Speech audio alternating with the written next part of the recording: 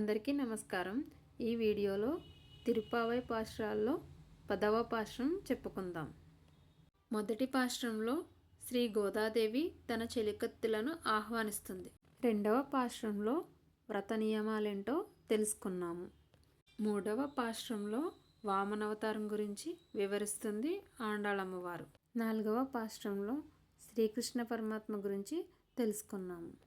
5వ పాశురంలో పర్జన్య దేవుణ్ణి వర్షాలు కురిపించమని ప్రార్థిస్తుంది ఆండాళమ్మవారు.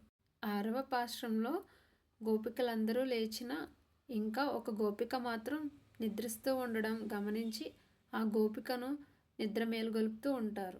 7వ పాశురంలో ఆ గోపకన్యను ఆండాళ్ తల్లి రావమ్మ వ్రతం ఆచరించడానికి అని నిద్ర మేలుగొలుపుతూ ఉంటుంది. అలాగే 8వ పాశురంలో కూడా గోష్ఠిగా వెళ్ళి వ్రతం ఆచరించుకుందామని ఆ గోపకన్యను నిద్ర మేలుగొలుపుతూ ఉంటారు. అదేవిధంగా 9వ పాశురంలో కూడా నిద్రిస్తున్న ఆ గోపకన్య యొక్క భవనం గురించి వివరిస్తారు. ఈ 10వ పాశురంలో నిద్రిస్తున్న ఆ గోపకన్య ముందుగానే నోము నోచింది అని అంటున్నారు. అది ఎలాగా అనేది ఈ పాశురంలో తెలుసుకుందాం. ఇప్పుడు 10వ పాశురం నేర్చుకుందాం.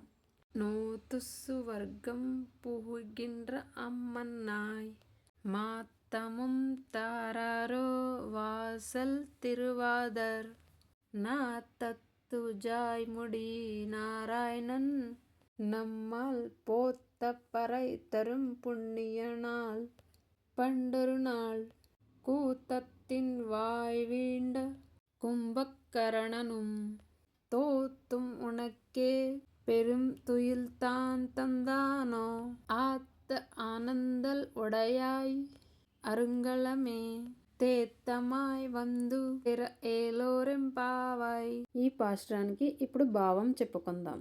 ఇంకొక గోపిక ముందుగానే నోము నోచినది, సుఖానుభవం పొందుతుంది. తలుపులు తెరవకపోయినా మాతో మాట్లాడవచ్చు కదా. కుంభకర్ణుడు తన సొత్తు ఆయన గాఢ నిద్రను నీకు కప్పంగా ఇచ్చాడా? గాఢ నిద్ర మత్తు వదులు, మైకము వీడు అని గోపికను మందలిస్తుంది గోదా. తులసీమాలల అలంకరణతో కిరీటం గల నారాయణుడు, పుణ్యస్వరూపుడు అయిన కృష్ణుణ్ణి మంగళశాసనములు పాడిన పరయను వాయిద్యమును మనకిచ్చును. మా అందరికీ మణిరత్నం లాంటి దానివి అంటూ గోపికను పొగుడుతూ త్వరగా వచ్చి తలుపు తీయవమ్మా అంటూ గోదాదేవి మిగిలిన గోపికలు లోపల నిద్రలో ఉన్న గోపికను కోరుతున్నారు. ఈ పాశురం విన్నంతనే అన్ని కష్టాలు తీరుతాయని పెద్దల విశ్వాసం.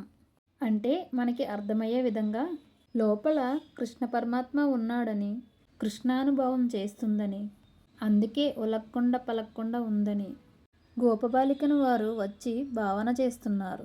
నోములను నోచి స్వర్గమునందు ప్రవేశించిన ఓ అమ్మాయి, మాట్లాడకపోతే పోనీ తలుపు తెరవచ్చు కదా. లోపల నుంచి తులసిచే అలంకరింపబడిన కిరీటం గల నారాయణుడిని పరిమళం వస్తుంది. జీవులనే శరీరం కలవాడు నీకొక్కదానికే కాదమ్మా, అందరికీ బంధువైన ఆయన అందరికీ సొంతం కదా. పూర్వం ఒకానొక రోజున మృత్యువు నోటిలో పడిన కుంభకర్ణుడిని జయించి ఆయన యొక్క పెద్ద నిద్రని నీకిచ్చేశాడా ఏంటి? నిద్రాబద్ధకం కలిగిన దానా, అరుదైన ఆభరణం కలిగిన దానా, తెలివి తెచ్చుకుని వచ్చి తలుపు తెరవవలసిందని ఈ 10వ పాశురంలో గోపబాలికను ఆండాళమ్మవారు ఈ రకంగా నిద్రలేపుతున్నారు. ఇంతటితో ఈ పాశురం ముగిసింది. 11వ పాశురం నెక్స్ట్ వీడియోలో చెప్పుకుందాం. ఆండాళ్ తిరువడే శరణం. జై రామానుజ. నచ్చితే లైక్ చేసి సబ్స్క్రైబ్ చేసుకోండి.